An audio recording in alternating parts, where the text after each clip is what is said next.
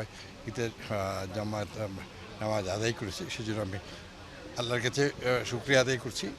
এবং বাংলাদেশ আমাদের সবার প্রিয় একটি বাংলাদেশ, গণতান্ত্রিক বাংলাদেশ, এবং বাংলাদেশ স্বাধীন সার্বভৌমত্ব টিকিয়ে রেখে আমাদের দেশকে আরও উন্নয়নের চরম শিখরে নিয়ে যাবে। পবিত্র ঈদুল আজহায় আমরা সবাই দোয়া করেছি। প্রিয় মাতৃভূমি, পবিত্র ঈদুল আজহায় আমি জানি মানুষ অনেক কষ্টে ঈদে কুরবানি দিয়েছে।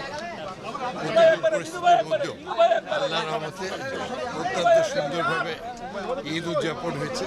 আমি ঈদে আবার সমগ্র দেশবাসী এবং রাজশাহী মহানগরবাসী সবাই পক্ষ থেকে আমি আন্তরিক কৃতজ্ঞতা এবং শুভেচ্ছা জানাই। আর সেই সঙ্গে সঙ্গে আমাদের প্রত্যাশা থাকবে একটি গণতান্ত্রিক স্বাধীন বাংলাদেশ আল্লাহ যেন চিরস্থায়ী যেন টিকে রাখে, সমস্ত বহিঃশক্তির হাত থেকে বাংলাদেশকে যেন আল্লাহ হেফাজত করে। এটাই আমাদের সবার প্রত্যাশা, দোয়া এবং শপথ। আসসালামু আলাইকুম।